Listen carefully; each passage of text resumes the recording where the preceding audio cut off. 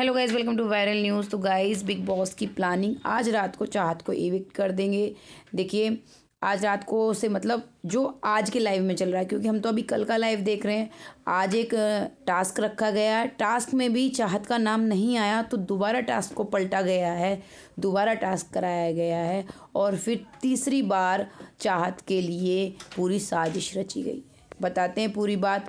देखिए, actually in लोगों को जो प्रॉब्लम हो रही है ना चाहत से, वो ये हो रही है कि चाहत ना टॉप 3 तक आ रही है, टॉप 4 तक आ रही है। वो इसलिए कि वो चुम को भी क्रॉस कर रही है वोटिंग में और वो ईशा को भी क्रॉस कर रही है। वो इन्हें पता इस तरह से चला, जब चुम और करणवीर दोनों ही वोटिंग में है ना, तो क्योंकि चुम को जो है वो करणवीर के फैंस हैं, वो ही सपोर्ट करते हैं, अलग से कोई ज़्यादा उसको सपोर्ट है नहीं।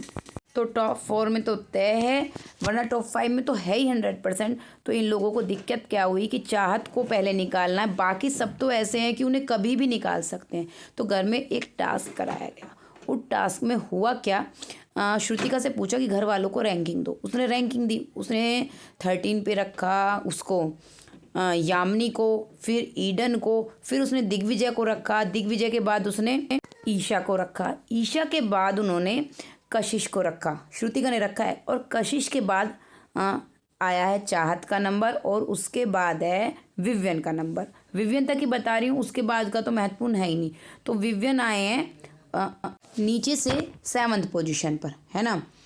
तो 7 तक हो गए। उसके बाद उसने रैंकिंग दी है, जैसे चुम को, करणवीर को, शिल्पा को, अविनाश और खुद को, जो भी उसने रखा है रजत दलाल को नंबर 1 पर रखा है। तो बिग बॉस ने फिर क्या किया कि इन टॉप नीचे से जो 6 नंबर तक हैं उन्हें एक्टिविटी एरिया में बुलाया।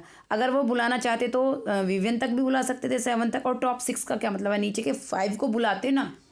उन्होंने बुलाया 6 को, क्योंकि उन्हें चाहत इंक्लूड करनी थी। चाहत भी एक्टिविटी एरिया में आ गई। फिर उन्होंने कहा कि अगर आप 6 में से आपस में तय करके कोई रैंकिंग चेंज करना चाहता है तो कर सकता है। तो वो लोग नहीं माने आपस में रैंकिंग चेंज करने के लिए, उनकी जो है सहमति नहीं हुई। उन्होंने पुरानी रैंकिंग ही रखने दी, क्योंकि वो यामिनी को बचाना चाहते थे।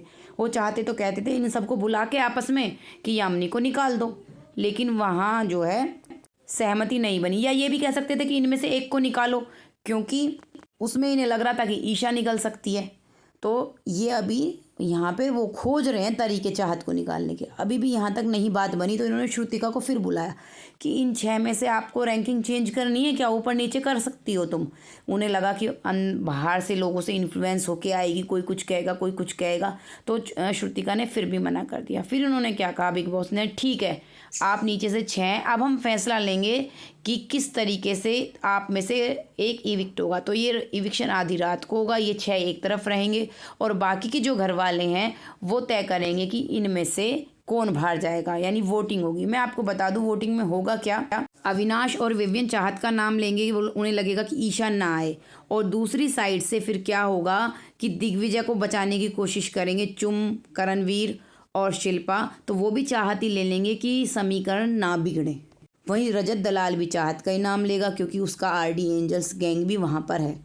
तो इस तरह से आधी रात को चाहत के इविक्शन की प्लानिंग की है इन्होंने, और देखना रात तक खबर आ सकती है।